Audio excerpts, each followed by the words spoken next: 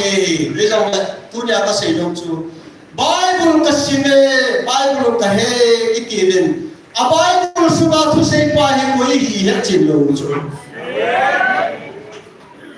a Bible suba thu mo hi ki jui lo chu la a ko ja le ni pati lo hi mo hi ya pu le sei chu phung hi ka dam ki ki ja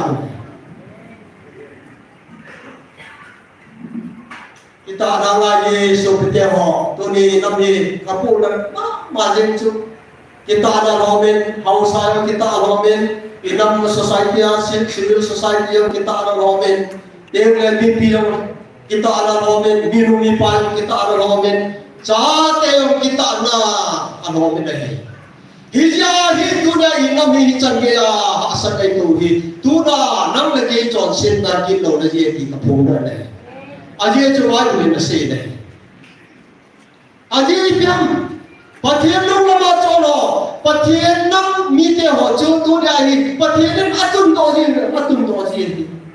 Tu na pathian gam an khosa lo, pathian gam na tong lo ho, pathian gam bachao ni gam pan lo ho chu, hiji gam chu proba ba chi siwa le. Ai lo isai dia gam na se ba chu, agam isu me di na ti chu. Tu na pathian ei nung se lo le gam hi datang sampai lo le ya sampai leya bu kiso panga le mong dim ta he ti sula sai thiên ka na pathian ngai lu na jala bo to na ekam pathian ni yan bit pirwa tu ni chania galum to panga pathian dunia ta hong te ko ye pathian thamai dal la adi chu nam je la ki ye ko tu na pathian ngai lu na ring se ja kita ana jala pathian kita ana jala Bible simple so pete ho yo chon panwa ai ko pathian ki photo nahi ama la ma ki photo je bo ge ama ko sa ke bo ge ke ki ko sa dia no ho kamil nahi le ti ji nahi sai lo ne bin to ne ke man ka ko sa ke man ka ho sa ya kamil ma ne le ti ji nahi ye chon to ne thu phon ka mo na sai so e ngai lo na ma se ho sai ye so ta me nahi Alai lo ho, akul lo ho, ayat hian lo ho, abul dilin kasih head dimko lo ho, jadi le head dah sabsia, tu nai kami kesu cakap nom tawe, akhir tu tawe dia, hosi akhir tawe, isai akhir bahasa bunga, dunia head dao, ikut lo je wah head dao, ah sabsia he tu nai, boleh mai. John Bungit Johnson Kung nakasok to ganin ito sindahan. Baka Yesu Judani o ataasan o matuliti na sa inyo. Nangor katuan ng jimuwa ahile. Kasi yita na hindi. Jule tuta at suheli natin. Tuta at nakakot at ibuhin. Hallelujah! Kunahin pati na yung jimuwa. Pati ito. Ikiloy pamali. Apan at sapato umkong jo pati tupihin di ajo. Tunahi pati tuta ako na ito macam nasa iyo ito sana.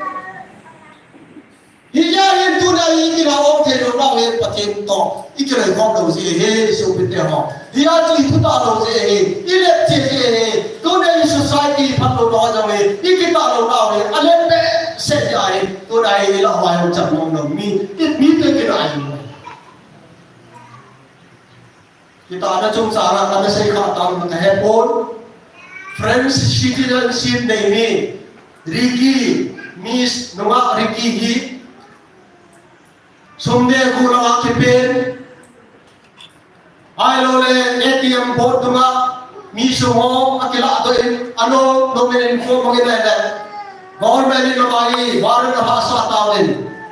Nagdina awlay. Apot alimcho. Katawin. Si police on department chun security on apita ale message mura chun railway station helaya chun ama hi Ricky hukum de dai nabat ye ti lai de railway station na hukum ale inspector pan afato po cho ne na Ricky cho ne tan ya cho Ricky ai padin au komen Ricky nahi mate kahi po mate tan ke le ka Alam ayong khatir ni desen Ricky nahi matala tahi po ke ama yang adon tapor isura hingang ay wangin adon lobir adan butan ana riki yang aning nagajun mitila jun ace ada inspektor panang butimin azul hello kai bungsit tai onen tai hello riki ang hobe keso Kaya cina suruh dulu amantar lo kapakai kaya.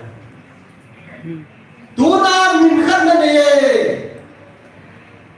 tuna minkat nani, mini nani pun, patene ini bukan yang pede sobatnya ho. Aku jangan nani ini kuni di sana mandam. Pakai ada ini bukan cepet aja patene nak pukul islah. Nai kojo di dan tutai ada macam pandai ini kau mana jen, nanam lo patene macam di sana. Orang yang macam nak bongkir jangan kita lalu atap kita tukin dah tukin. Aku jangan kita lagi apa Yesus berdoa. Ini kita lalu nak pakai Yesus nak teringat ada yang mampu sudah sandang mampu. Padahal kau macam itu juli dia pakai. Asal itu kalau saya tahu kata.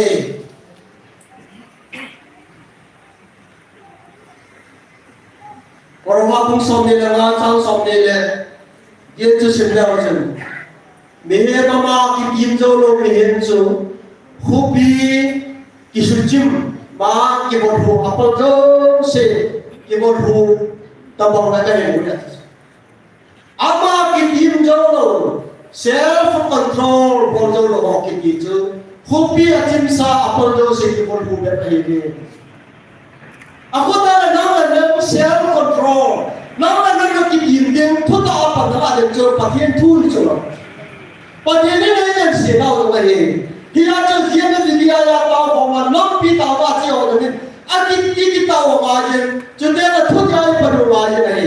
Aja tu nampak mencoba lahu mula hasan saja tu yang tu dia kata hasan ni. Ini jauh tu face tampil kan ni. Pasien orang. Ayah itu pati kasar rumah ini aja pati nak itu, ini nggak ada. Atau orang rasa malu lagi aja itu pati kau ini deh. Siapa malu lagu peruhong yang itu ni, pati ini ni lawat siang, alfa omega pati itu hati nuk pati, nang lagi siapa hawa, helai menanam pidam nading le, nampi soca nading le, gale tu le cedel hasan wadu se pati ni. Ingat lunau hohi, kita bikin juga patien support, anu lama puna support kita buka, tu macam tak anu muka, yung tadi juga inam kita dengan bidhi seluloh, ia jadi mulai kesedang, tu ni hal tak hak santai pada, tu ni pakai kematian pada lawan centuna, apa yang boleh celah. Ia itu ni seperti ho, Rusia kemarin.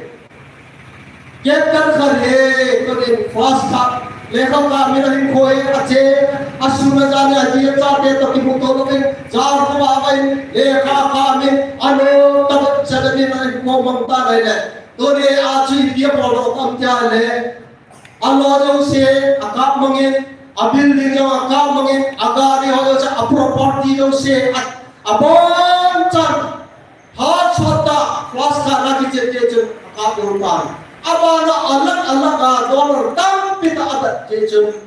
Person canggih service modal yang kapan kita sahut tahu begini. Kele suicide banget ini. Pisor alat lain, jual orang kami.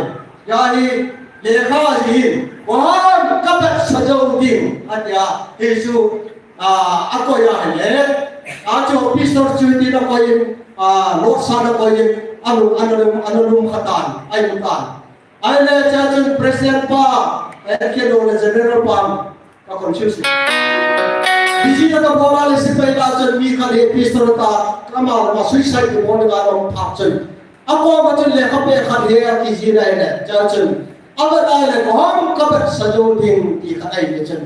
Aje presiden pak jatuh, jengka sejauh lekin sila namin. Haleluya.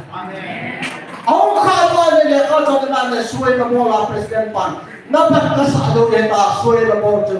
Akibat besar, aku tahu yang Ama din Adam sungin ginuntahin kita atin ay kulong kay ama katlarapang tayo.